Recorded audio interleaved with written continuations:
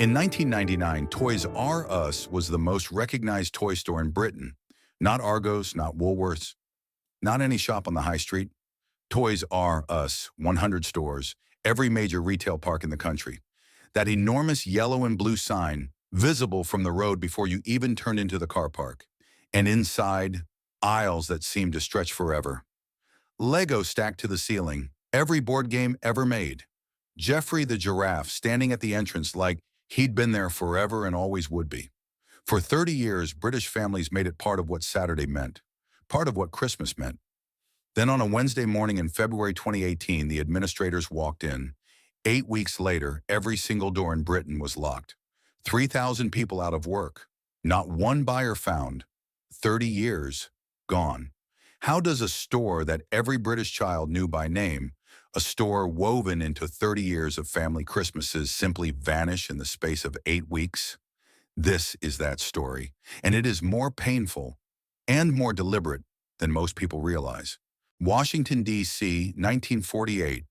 A 25-year-old man named Charles Lazarus opened a small shop selling baby furniture.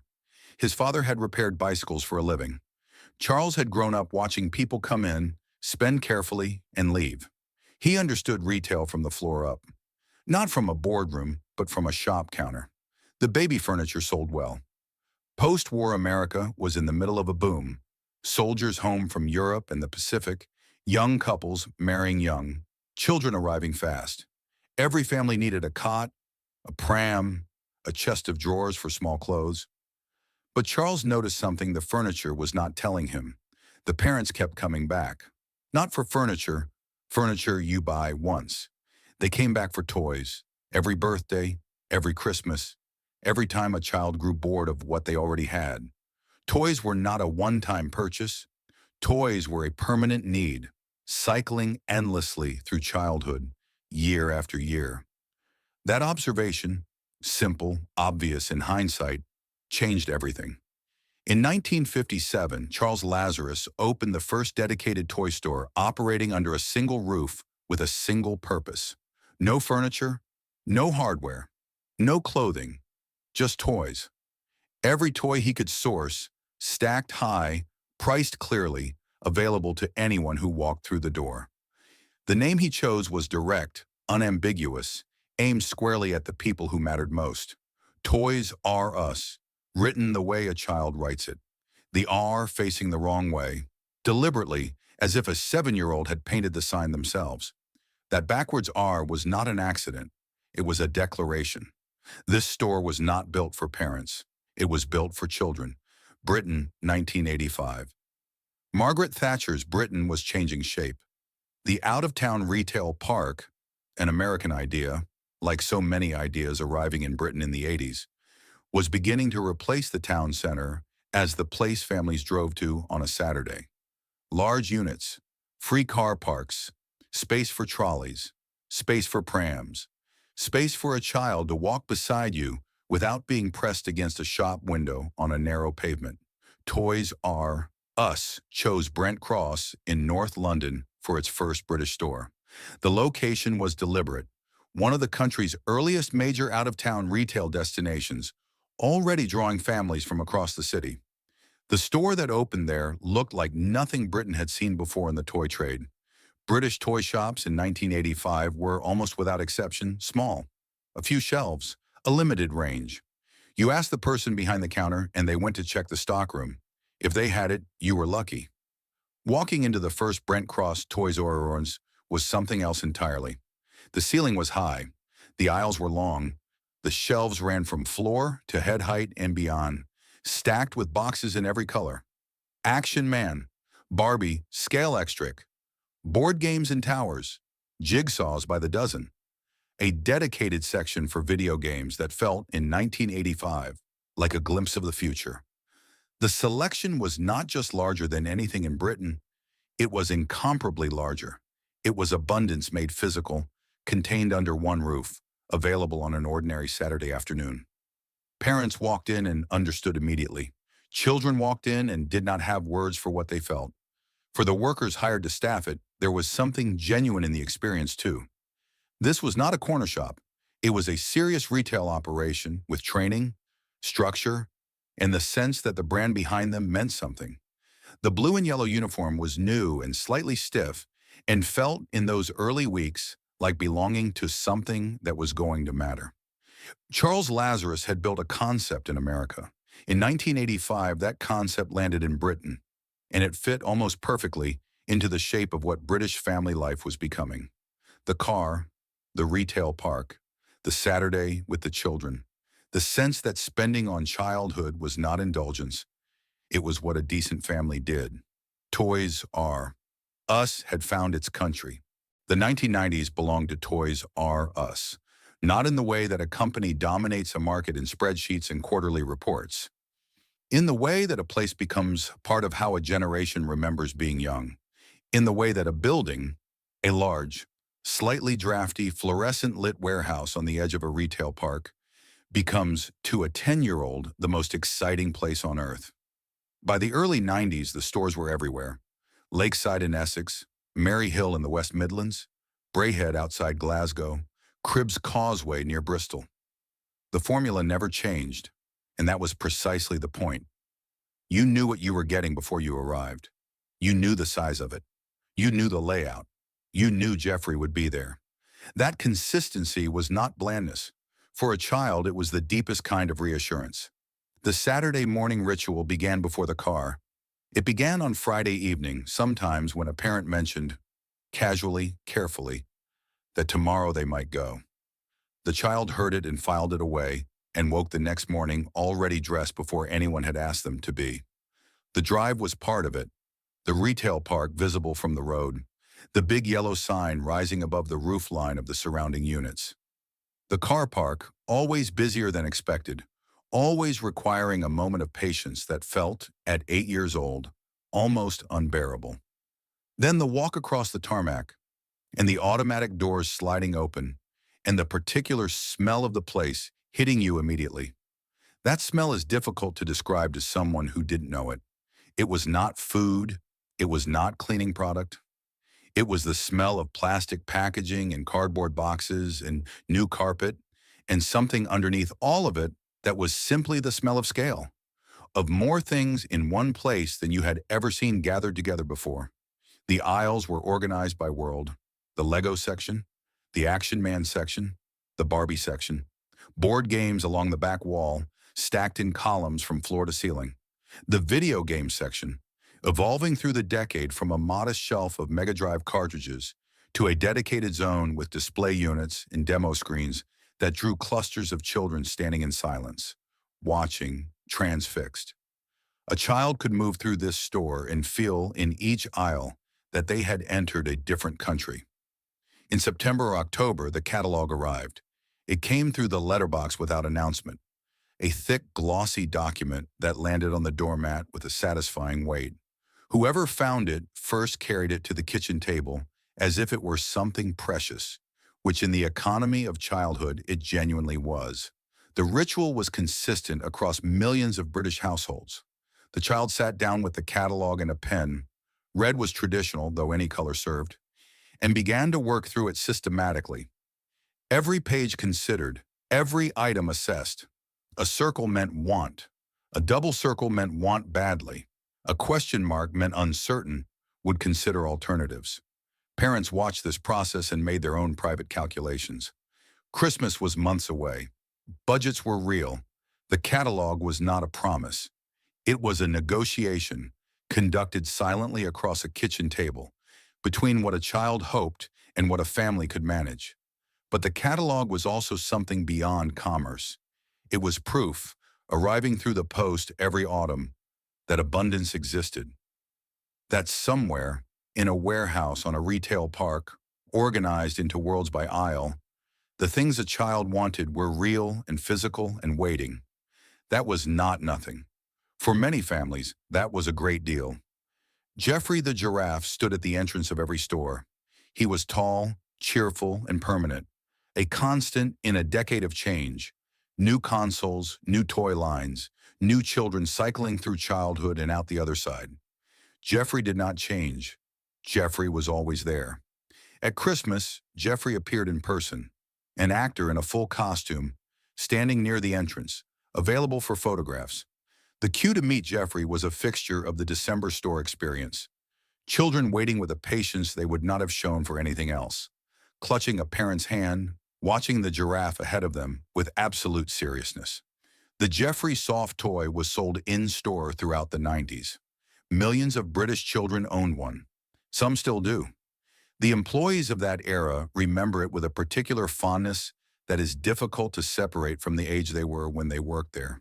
Teenagers, mostly in the Christmas period, hired for the season, trained briefly, handed the blue and yellow uniform, and sent to a specific section to keep the shelves on straight. The Lego aisle, the board game wall, the video game zone, which required a slightly different set of skills. The ability to answer questions from children who knew more about the products than you did. The work was not glamorous. The hours at Christmas were long. The stockroom on a Saturday morning in December was a controlled form of chaos that never quite resolved itself. But there was something in it. The energy of the store at full capacity, the families moving through the aisles, the children's faces, that made the work feel, at least occasionally, like it was connected to something that mattered. Store managers who came up through the company in the 90s describe a culture of genuine investment. Training was structured, progression was possible. The brand at that point still had the confidence of a company that believed in its own future. What was it about those warehouse aisles? The fluorescent lights, the linoleum floors, the boxes stacked to the ceiling, that felt to a 10-year-old in 1993 like the most exciting place in the world? The answer probably is that it was one of the few places built entirely around the child's experience. Not a department within a larger store, not a section cordoned off with a low barrier. An entire building, an entire world. Yours for an hour on a Saturday morning, while your parents followed behind. By the mid-90s, Toys R Us was not simply a retailer. It was a shared reference point for an entire generation of British children and the parents who brought them. The store that was always there. The catalog that arrived every autumn, Jeffrey at the door. That kind of presence, reliable, consistent, woven into the rhythm of family life, takes decades to build. It would take considerably less time to destroy. The growth did not happen by accident. From the moment the Brent Cross store opened in 1985, the expansion of Toys R Us across Britain was deliberate, methodical, and built on a single insight that proved, for a decade, to be correct. British families wanted what American families already had: a destination, a store large enough to contain every toy a child could name, under one roof on one Saturday afternoon. The site selection team understood British geography in a way that still shapes the retail landscape today. They were not looking for high streets. High streets were expensive, constrained, and, in the mid-80s, beginning a long decline that nobody had yet officially announced. They were looking for retail parks, large flat plots on the edges of towns and cities, accessible by car, with room to build at scale. They found them everywhere. Through the late 80s and into the 90s, the stores opened in a rhythm that felt almost seasonal. The East Midlands, South Wales, the Northeast, the Scottish Central Belt. By the mid-90s, there were more than 80 stores operating across England, Scotland, and Wales. By peak, the number exceeded 100. Each store followed the same template. The external signage, enormous, yellow, unmissable from the approach road. The car park, always larger than it needed to be on a Tuesday, never quite large enough on a Saturday in December. The entrance wide enough to accommodate prams and trolleys and children pulling in three directions at once. And inside, the familiar layout, the long aisles, the high shelves, the worlds within worlds. The format worked because nothing else in Britain matched it. The competition in the late 80s and early 90s was, by comparison, modest. Woolworths had a toy section, well-loved, genuinely useful, but a section nonetheless, occupying one corner of a store that also sold pick and mix and kitchen utensils and chart music. Argos operated from a catalog, which meant you could order almost anything but touch nothing. Independent toy shops existed in most town centers. Some excellent, some struggling, all of them small. Toys R Us offered something categorically different. Not just more toys, though it had more toys than anywhere else in Britain. It offered the experience of selection, the ability to walk the full length of an aisle, to pick up a box and read the back of it, to compare two things side by side, to change your mind 3 times before the final decision. That experience, tactile, unhurried, conducted in a space large enough that a child could move freely without being in anyone's way, was genuinely new to British retail. Manufacturers understood this. The major toy brands Lego, Mattel, Hasbro gave Toys R Us preferential terms because the volume justified them. A new product launched in Toys R Us reached a national audience immediately. The stores were, in effect, the most powerful product showcase in British toy retail. The prices families paid reflected genuine buying power on a scale no independent retailer could approach. For the people who worked in the stores, expansion meant opportunity of a kind that British retail had rarely offered so consistently. The company trained its managers internally. A teenager hired for Christmas cover in 1989 could, if they chose to stay, become a department supervisor, then an assistant manager, then a store manager within a decade. The career path was real and documented, not promised casually and quietly forgotten, but structured with assessments and progressions that people could plan their lives around. Store managers in this period ran operations employing between 80 and 150 people, managing stock worth millions of pounds, navigating the particular logistical challenge of a retail peak. Christmas, that compressed 6 weeks of extraordinary demand into a building designed, fundamentally, for ordinary Saturdays. That was a serious job. The company at this point treated it as one. The seasonal hiring was significant at a local level. Towns where a Toys R Us opened gained not just a shop but an employer, a reliable source of part-time work for students, supplementary income for parents, full-time careers for people who wanted them. In some retail parks, particularly outside the major cities, the Toys R Us was the largest single employer on the site. The U.S. parent watched the British operation with satisfaction. The UK had taken the American model and applied it, with relatively few modifications, to a country that turned out to want it almost as much as America did. The cultural differences were minor. British families drove to retail parks just as American families drove to malls. British children wanted Lego and Action Man and Barbie and video games, just as American children wanted the same things under different brand names. The catalog worked in British letterboxes just as it had worked in American ones. What the U.S. parent did not yet know, what nobody in the organization was yet saying aloud, was that the model contained a vulnerability it had not been designed to address. The entire structure assumed that families would always need to travel to a large physical store to access the selection it offered, that the experience of walking the aisles was irreplaceable, that Jeffrey at the door would always be enough of a reason to come. That assumption would hold for another decade. Then it would not hold at all. There is a particular kind of institution that stops being a business and becomes something else. Not a landmark exactly, not a monument, something more ordinary than either of those things, and more durable. A place that families stop choosing consciously because it has become, over years of repetition, simply what you do, where you go, how the season begins. By the mid-1990s, Toys R Us had become that kind of institution in Britain. The television advertisements ran through the decade with a consistency that embedded the brand into the rhythm of British childhood. The jingle, cheerful, slightly relentless, impossible to unhear, played during Saturday morning children's programming, during the commercial breaks of early evening shows that parents and children watched together. A generation of British children grew up hearing that jingle before they could read the sign above the door. The brand entered through the ear before it was ever experienced through the hands. The slogan was simple, direct, and aimed without apology at the people who mattered. I don't want to grow up, I'm a Toys R Us kid, transplanted from America and adopted by Britain with barely a pause, because the sentiment required no translation. No child in any country wants to grow up when growing up means leaving this behind. The Christmas catalog was, in the truest sense, a cultural artifact. It arrived in September or October. The exact timing varied by year, but the anticipation did not. Children who had received it before knew it was coming. Children receiving it for the first time did not yet know what it meant, but understood from the weight of it in their hands that it was significant. Glossy pages, hundreds of them, organized by category, by age range, by the particular logic of a company that had spent decades understanding how children think about toys.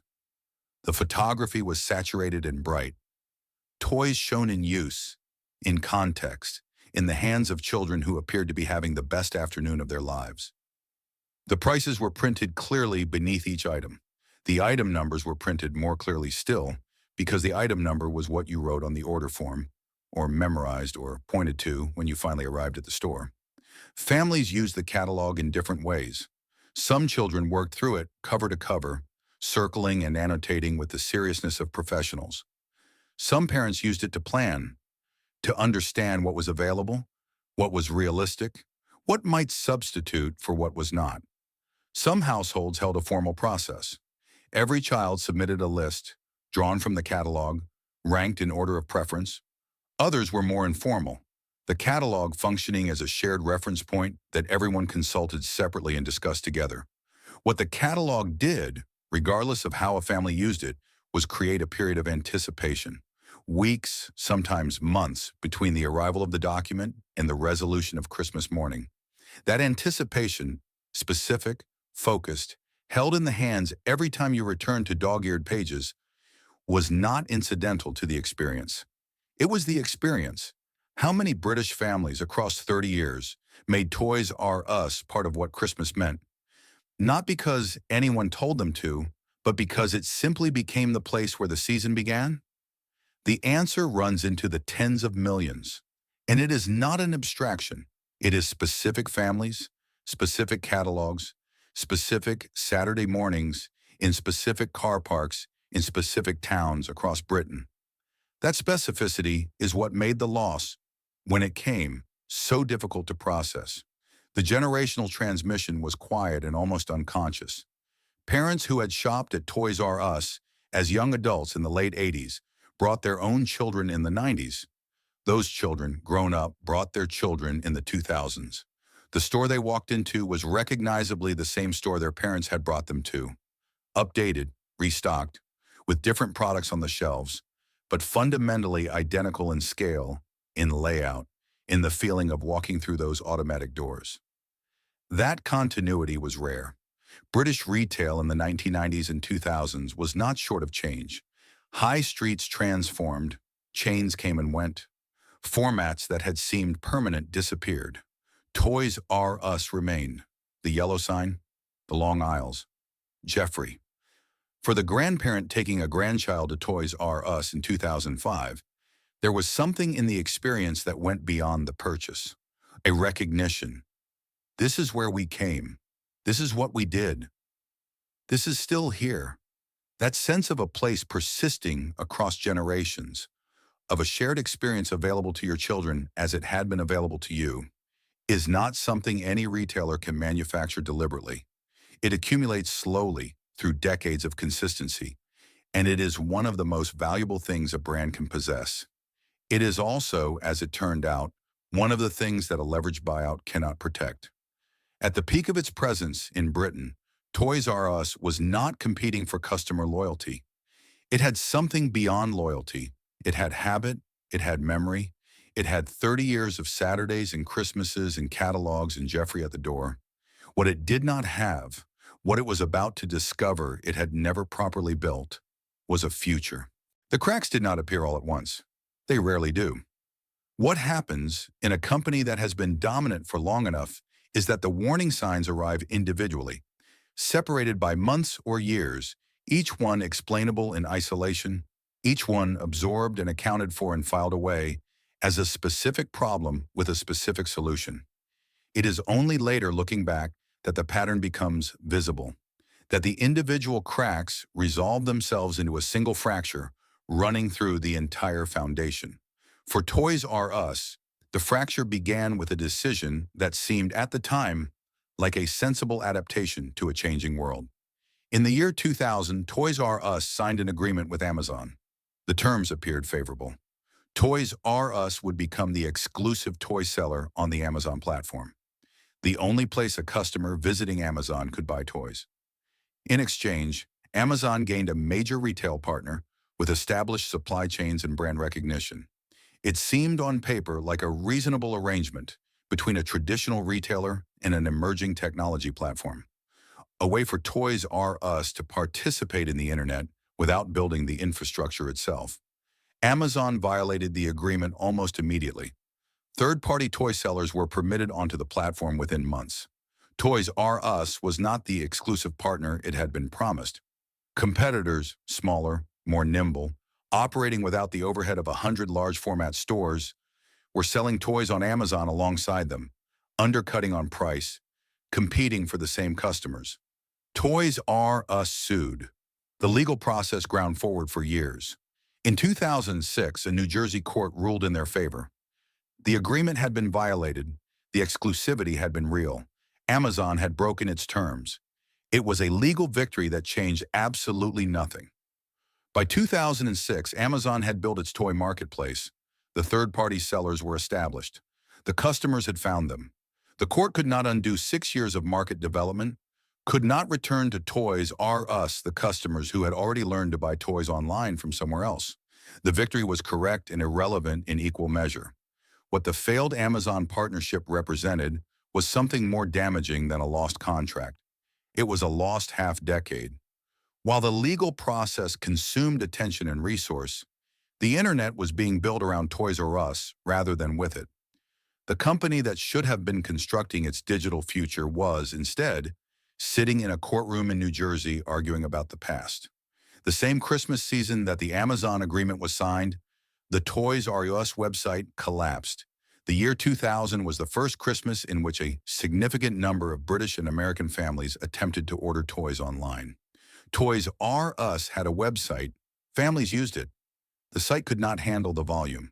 Orders were accepted. Confirmation emails were sent. And then, in the days before Christmas, letters arrived informing customers that their orders would not be fulfilled in time. Toys ordered weeks in advance would not arrive. Christmas morning would come without them. The Federal Trade Commission in the United States fined the company. The reputational damage on both sides of the Atlantic was of a different order entirely. These were not customers who had made an impulsive decision and been mildly inconvenient. These were parents who had planned carefully, ordered early, trusted the brand, and been let down at the moment that mattered most. Trust in retail is built across years and lost across days. The families who received those letters in December 2000 remembered it. Some of them did not return. Through the early years of the new decade, the stores themselves began to show their age. This was not dramatic. No single store became visibly derelict overnight. What happened was slower and in some ways more damaging than a sudden deterioration, because it was the kind of change that accumulates below the threshold of conscious notice, felt before it is seen.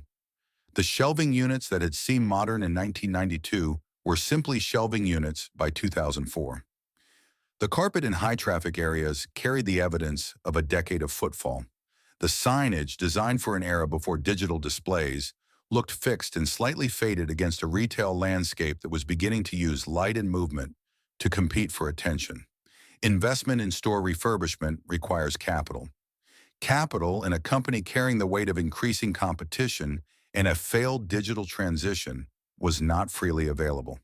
The stores that had once felt like destinations, places you drove to because the experience justified the journey, began almost imperceptibly to feel like places you drove to because you always had.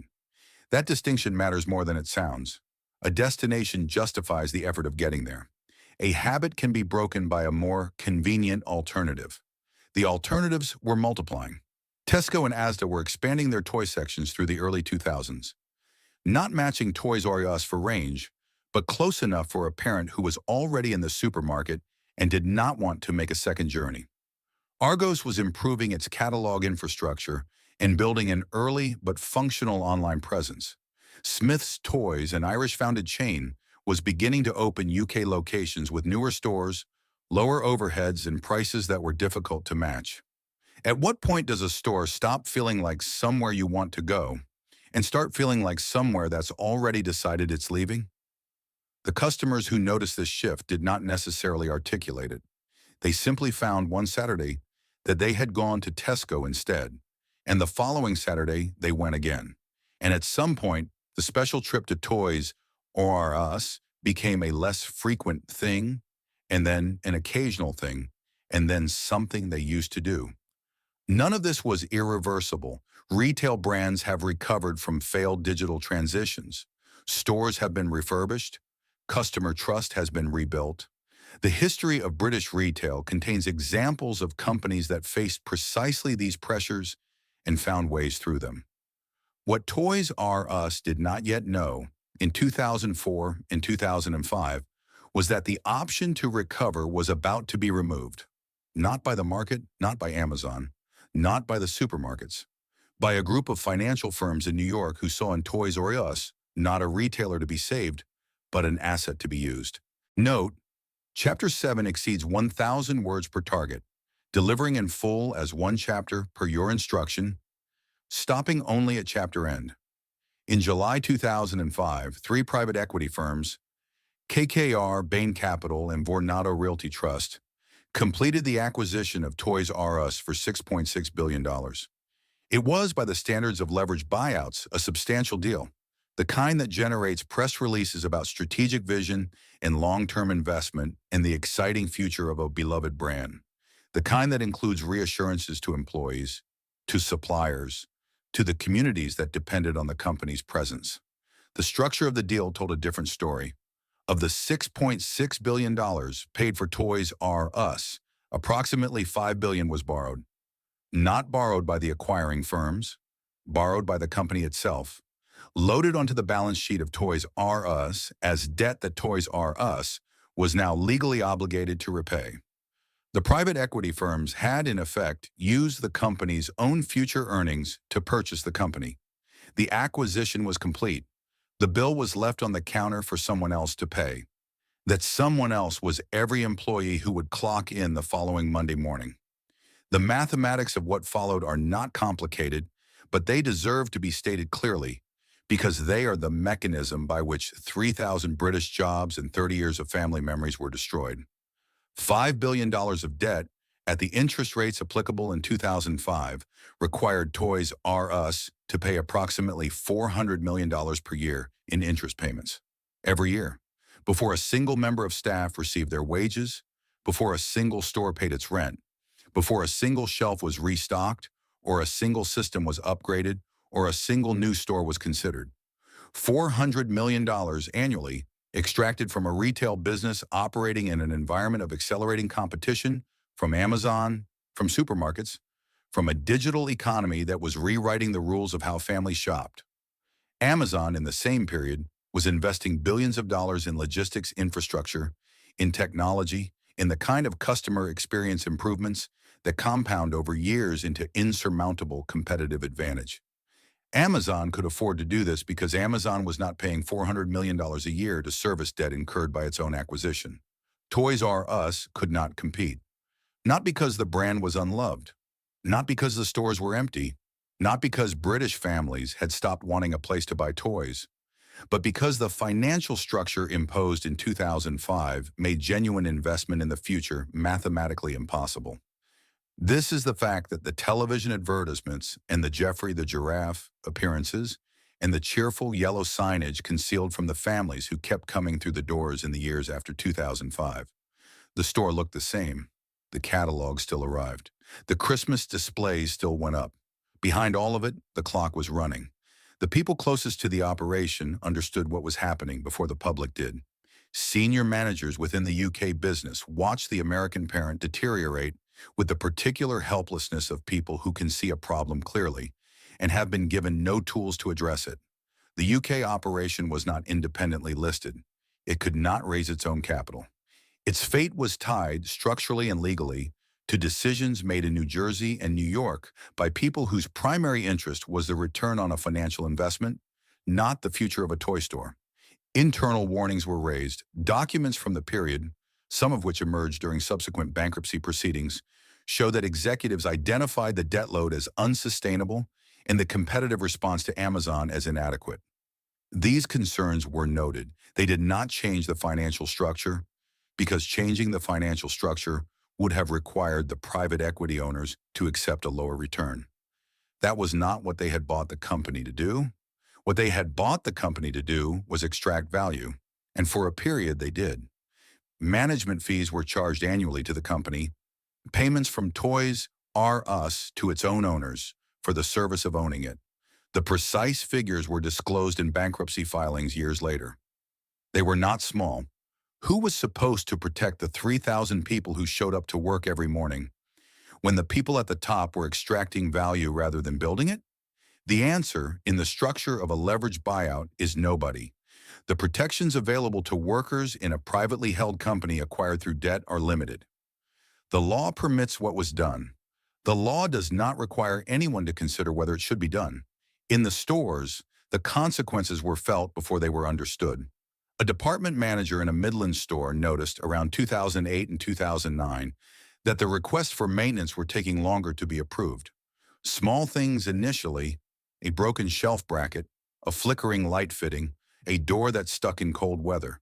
The kind of routine maintenance that any functioning retail operation addresses as a matter of course. The approvals slowed. Then some of them stopped coming entirely. The explanation, when one was given, was always some variation of the same message. Budgets were constrained, priorities were being managed. The issue had been noted. The issue had been noted. Meanwhile, the stores continued to trade. The Christmas seasons continued to come. The catalogs continued to arrive in British letterboxes, because stopping the catalog would have been visible, would have told the market something the company was not yet prepared to say publicly. The maintenance that wasn't done, the technology that wasn't upgraded, the store refurbishments that were deferred and then deferred again, and then quietly removed from the capital expenditure plans entirely. These were not accidents. They were the inevitable consequence of a balance sheet that had no room for investment. Because investment competes with interest payments, and interest payments in a leveraged buyout always win. The workers who lost the most were not the ones who left in 2018. They were the ones who stayed. The long-service employees, 15 years, 20 years, some approaching the end of careers built entirely within a single company, who had accumulated pension entitlements, seniority, the quiet expectation that loyalty given over decades would be met with something approaching security in return. British employment law provides minimum redundancy payments calibrated to years of service and weekly salary. Those minimums are not generous. For a worker who had given 2 decades to a company, the statutory payment on closure represented, in most cases, a fraction of what had been implicitly promised by the simple act of continuing to employ them. The pension arrangements were more complicated and, for many long-service staff, more painful. The details varied by individual circumstance and the specific structure of the UK pension schemes involved. What was consistent across the testimony of former employees who spoke publicly after the closure was the sense of having been left with less than they had been led to believe they were building towards. The private equity firms had completed their investment cycle before the closure. The returns had been taken. The risk, as leveraged buyout structures are designed to ensure, had been borne by the company, which is to say by its employees, its suppliers, and the pension funds that had trusted it with the retirement savings of people who stacked shelves and managed stock rooms and drove delivery lorries and answered questions about which Lego set was appropriate for a 7-year-old. None of what happened to Toys R Us was accidental. It was the predictable outcome of a financial structure applied to a retail business in a period of unprecedented competitive disruption. The private equity firms knew what they were doing. The debt was not an oversight. The management fees were not a mistake. The failure to invest in technology and store infrastructure was not negligence. It was arithmetic. When the interest payments consume the capital budget, there is no capital budget. The families who drove to the retail park on a Saturday in 2012 and noticed vaguely that the store felt slightly tired, they were not wrong.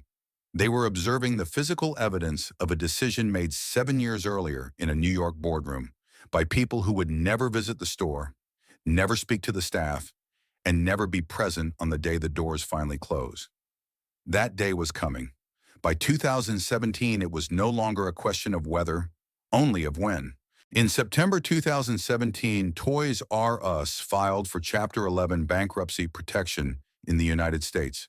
The announcement landed in British newsrooms on a Monday morning and was reported almost universally with a qualifier that would prove to be wrong. The UK business, journalists were told, was separate. The British stores were trading normally. Customers should not be concerned. Staff had nothing to worry about. This was not a lie, precisely. The UK operation was a distinct legal entity. It was not filing for bankruptcy alongside its American parent. On the morning of the announcement, the British stores opened at their usual time, the staff clocked in at their usual time, and the shelves contained the usual quantity of toys. What the reassurances did not mention was that the UK business had already begun consulting with administrators, that the financial position of the British operation, examined honestly, was not separable from the collapse of the parent that had structured it, supplied it, and loaded it with the consequences of a debt it had never chosen to carry. The qualifier, UK stores are safe, was technically accurate for approximately 5 months. On the 28th of February 2018, Moorfields Advisory were appointed administrators of Toys R Us UK. The staff found out the way that people in 2018 find out about things that affect them most directly, through their phones.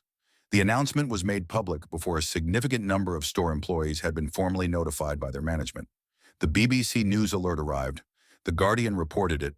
Social media carried it faster than any internal communication system could. Workers in stock rooms and on shop floors across Britain learned that their employer had entered administration by reading about it on the same device they used to check the football scores. This detail, small, logistical, entirely symptomatic of how the company's final months were managed, was reported consistently by former employees in the weeks and months that followed. Not with anger particularly, with a kind of weary recognition that this was how it had been handled, that the people who had built the brand daily for years and, in some cases, decades, had been among the last to be told.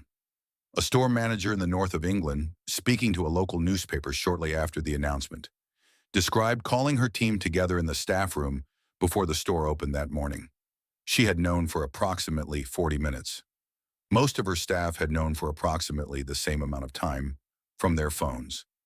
There was not much to say that the BBC had not already said. She said it anyway, because that was her job, and because the people sitting in front of her had shown up that morning not knowing whether they still had one. Moorfields began the process that administrators are appointed to conduct. They sought a buyer. For the brand, for the store portfolio, for some combination of the two that might preserve some part of what remained. The search was conducted over several weeks, with the public knowledge that a buyer was being sought, adding a particular quality to the trading period. Customers arriving not quite sure whether the store would still be open the following Saturday. Staff arriving not quite sure whether there was any point in planning beyond the current week. No buyer came. This fact requires a moment of consideration because it is more significant than it might appear. Toys R Us was not an obscure brand. It was not a regional chain known only to the communities it served. It was a name that every adult in Britain recognized, that carried 30 years of positive association, that had been part of the childhood of a generation now raising children of their own. Its stores occupied large, well-located units in established retail parks with good transport links and reliable footfall.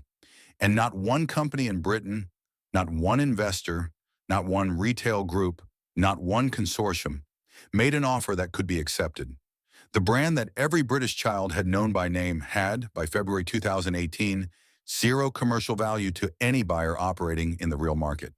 The debt, the lease obligations, the pension liabilities, the cost of the technology infrastructure that had never been built. These were not problems that enthusiasm for the brand could solve. The numbers did not work. Nobody made them work.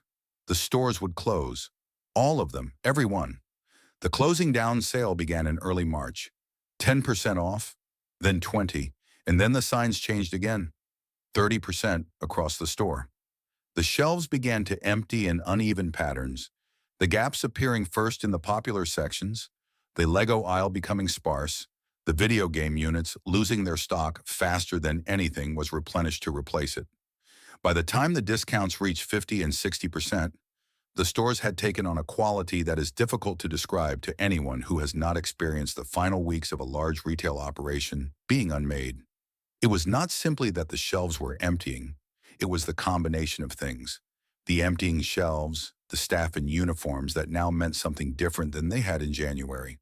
The customers who were not quite shopping and not quite not shopping, picking up items and putting them down, moving through aisles they had known for years with the slightly disoriented manner of people who understand, without having been told explicitly, that they are saying goodbye to something. Some customers came in those final weeks with no intention of buying anything. They came because the alternative was not coming, and not coming felt like a small abandonment of something that did not deserve to be abandoned. They walked the aisles. They looked at Jeffrey. They left without purchasing anything because there was nothing left that they particularly needed, and because the purchase was not really the point of the visit. The final stores closed in April 2018. The precise dates varied by location. The process of winding down a 100-store operation across Britain does not resolve itself on a single afternoon. But through the first 2 weeks of April, the remaining stores reached the end of their trading periods. The final transactions were processed, the tills were closed, and the staff gathered for the last time in the staff rooms where they had taken their breaks for years. There were no ceremonies, no send-offs organized by the company. There was no company anymore, only an administration process with legal obligations and a timeline. What happened in individual stores on their final days was determined by individual people. Managers who had worked there for a decade, staff who had started as teenagers and were now in their 30s, colleagues who had spent more waking hours together than with their own families. Some stores had quiet gatherings. Some staff took photographs of the empty aisles, of the Jeffrey sign, of themselves in the blue and yellow uniform for the last time. Some of those photographs appeared on social media in April 2018 and were shared by people who had never worked at Toys R Us, but understood from the images that something worth acknowledging had ended. The yellow and blue signs came down. In some locations, they came down quickly. The landlords had new tenants waiting. In others, the units sat empty for months, the ghost of the signage visible in the cleaner patches of fascia where the letters had been, the outline of the name remaining after the name itself had been removed. What does it mean when a place that mattered to millions of people closes, and not a single company in Britain thought it was worth saving? It means that the value of a place and its commercial value are not the same thing. That's what a store means to the families who used it, across 30 years of Saturdays and Christmases and catalogs and children growing up. None of that appears on a balance sheet. None of it is available to an administrator conducting a search for viable offers. None of it survived contact with the arithmetic of what the company had become. 3,000 people left Toys R Us in April 2018 with their statutory redundancy payments, their final pay slips, and the particular experience of having worked for a brand that had mattered, genuinely, demonstrably, to millions of British families, and watched it be rendered worthless by people who had never worked a Saturday on the shop floor in their lives. The long-service staff received what the law required. Some had been there 15 years, some 20. One or two had been there since the early stores opened in the late 80s, had given the company their working lives, had seen it at its peak, had stayed through the slow deterioration because the brand still meant something to them even when it had stopped meaning anything to its owners. They received what the law required, not what they had built. The retail parks moved on. New tenants were found, or not found, or found, and then replaced. The car parks filled with different cars. The automatic doors that had opened for 30 years of British Saturdays were either removed or now opened for someone else entirely. The Jeffrey the Giraffe signs were gone. The children who had queued to meet him were grown up now, some of them with children of their own. Children who would never queue for Jeffrey, never receive the catalog through the letterbox, never stand at the entrance of a warehouse-sized store, and feel, for the first time, the particular sensation of a world built entirely around them. The retail parks did not stay empty for long. In some locations, the units that Toys R Us had occupied were taken within months, by Sports Direct, by B&M Bargains, by The Range. Large format discount retailers moving into large format spaces vacated by a large format retailer that had charged full price. The transition was, in purely logistical terms, straightforward. The unit was available. The footprint worked. The car park was already there. What the new tenants could not provide, what no commercial transaction could transfer, was the 30 years of association the building had accumulated. Families drove past and noted, without quite processing it, that the yellow sign was gone, that something else was there now, that the thing they used to do on a Saturday was no longer available to be done. The market had moved on. The memory had not. The toy market itself reorganized with a speed that suggested it had been waiting for the space. Smith's Toys, founded in Ireland in 1986 and operating in Britain since the early 2000s, was the primary beneficiary. The chain had built its UK presence carefully and without the debt burden that had destroyed its larger competitor. Its stores were newer, its technology more current, its prices competitive. When Toys R Us closed, Smythe's absorbed a significant portion of the displaced customer base and, in several cases, moved into former Toys R Us units directly. Smith's is a competent retailer. Its stores are well run and its range is broad. It serves the function that Toys R Us once served, and it serves it adequately. It does not have Jeffrey. It does not have the catalog. It does not have 30 years of Saturday mornings embedded in the memory of a generation. It arrived too recently to be nostalgic about. This is not a criticism. It is simply a description of what it means to inherit a market rather than to have built one. Amazon, meanwhile, required no reorganization. It had been ready for this outcome since approximately 2001. The brand itself did not disappear entirely, which is in some ways a stranger fate than disappearing. In 2019, an attempt was made to relaunch Toys R Us in the United States through a partnership with the Macy's department store chain. Small concession areas, operating within existing Macy's stores, carrying the Toys R Us name, and a curated selection of products. Jeffrey appeared in the marketing materials. The backwards R was restored to signage. The British press reported it. British adults of a certain age read about it with a complicated feeling that was not quite hope and not quite indifference. Something in between. The feeling of hearing that a place you loved has reopened somewhere you will never go. No equivalent revival was attempted in the United Kingdom. The brand name, the intellectual property, the Jeffrey the Giraffe trademark, these were sold and resold through the bankruptcy process, ending in the hands of an American investment group called WHP Global. The assets exist. The stores do not. Jeffrey the Giraffe is technically still alive. He has a social media presence. He appears in licensing arrangements. He exists as intellectual property, carefully maintained, generating modest revenue for people who were not present on the last day any British store closed. What do we lose, beyond the jobs, beyond the buildings, when 30 years of family memory is reduced to a trademark owned by people who never opened a single British store? The question does not have a comfortable answer. What was lost in Britain in April 2018 was not recoverable by a licensing deal or a concession counter in a department store in New Jersey. What was lost was specific. Those stores, those staff, those Saturday mornings, that catalog arriving through that particular letterbox in that particular autumn. The general category of toy retail survived. The specific thing did not. The broader lesson of the Toys R Us collapse was not difficult to identify. It was difficult to apply. The leveraged buyout model, acquire a company using the company's own future earnings as collateral, extract management fees and returns during the holding period, leave the debt on the balance sheet when the investment cycle is complete, was not invented for Toys R Us and was not retired after it. Debenhams, the British department store chain, followed a recognizably similar trajectory and closed all 124 of its stores in 2021. Woolworths had gone in 2008, BHS in 2016. The pattern was consistent enough, and the outcomes damaging enough to workers and communities, that it generated parliamentary debate, union campaigns, and a series of reports recommending stronger protections for employees of companies acquired through leveraged debt. The practice continued. The workers who lost pensions and redundancy entitlements they had spent careers building did not recover them through policy reform or retrospective legislation. What happened to them was legal.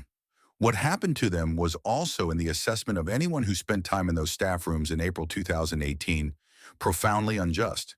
These two things were simultaneously true, and the distance between them is one of the places where the real story of British retail in this period lives. The Toys R Us collapse was not the end of physical toy retail in Britain. It was not the end of the family shopping trip, or of Christmas catalogs in some form, or of children standing in front of shelves and wanting things. What it was the end of was something more specific and more difficult to name. A particular combination of scale and familiarity and history and Jeffrey at the door. A place that had been there long enough to belong to more than one generation of the same family. A store that had earned, through 30 years of Saturday mornings, the right to be called something more than a retailer. That combination does not reconstitute itself.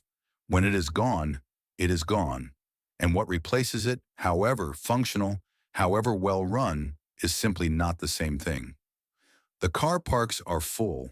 The units are occupied. The toy market is served. The place is not there anymore. There was a particular Saturday morning that millions of British families will recognize, even if the details differ. The car journey, the retail park appearing on the horizon, the yellow sign visible before anything else, before the other shops, before the car park, before the entrance. Just the sign, rising above the roofline, the same color it had always been, the same shape it had always been, as reliable as anything in a child's world ever is.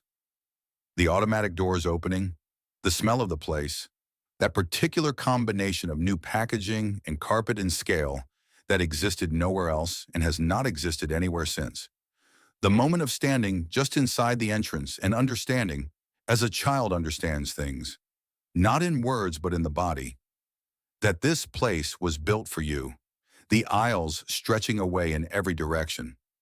Jeffrey at the door, permanent and cheerful, exactly where he always was.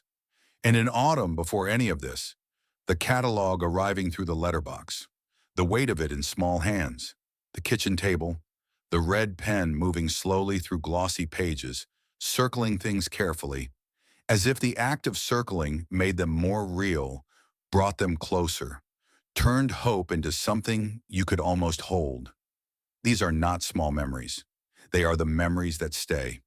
Toys R Us was not, in the end, a toy store. It was a place where ordinary British families enacted something important. The belief that childhood deserved a kingdom of its own. Not a corner of a larger shop, not a section behind a barrier, an entire building, an entire world dedicated to the experience of being young and wanting things and having those things taken seriously. For working families, it offered something specific and valuable. The ability to see everything, not to guess from a description in a smaller catalog, not to ask a shop assistant to check the stockroom, but to walk the full length of an aisle and see with your own eyes what existed and what it cost and whether it was right.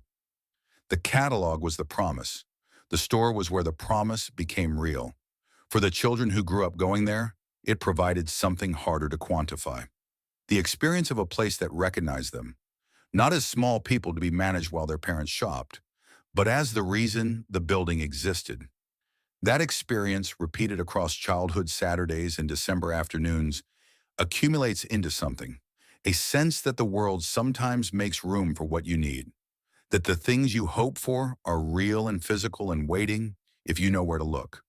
The workers who built that experience daily, the Saturday teenagers stacking shelves in the Lego aisle, the store managers who spent careers learning how to make a warehouse feel like somewhere worth coming to, the warehouse staff who arrived before the customers and stayed after they left, they gave something of themselves to a place that mattered. That is not nothing. That is, in fact, most of what any institution actually is. Not the brand or the signage or the financial structure, but the people who showed up every morning and made it real. The private equity firms took the financial value. They could not take what the store had meant. That belonged to the families who had used it, and it belongs to them still, held in the specific, irreplaceable way that memories of real places are held, with the body, with the senses, with the particular accuracy of things experienced rather than merely known. Somewhere tonight, a British parent is describing Toys R Us to a child who will never see one, describing the catalog, the weight of it, the red pen, the aisles that seem to go on forever. Jeffrey at the door, always there, always the same, in the way that only the most permanent things are always the same. The child will listen, the child will understand from the way it is described, from the particular quality of attention that comes into a parent's voice when they are talking about something they genuinely loved.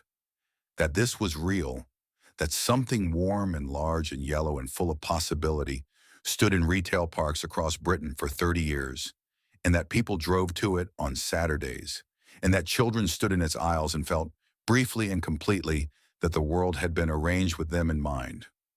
The doors are locked now, the signs are gone, the car parks are full of different cars, pointed at different shops, carrying families who never knew what used to be there or why it mattered. But the backwards R remains, not on any building, not on any sign, but in the memory of everyone who ever received the catalog through the letterbox, whoever stood inside those automatic doors and felt the scale of the place settle around them like a kind of welcome, written the way a child writes it, facing the wrong way, which was, of course, exactly right,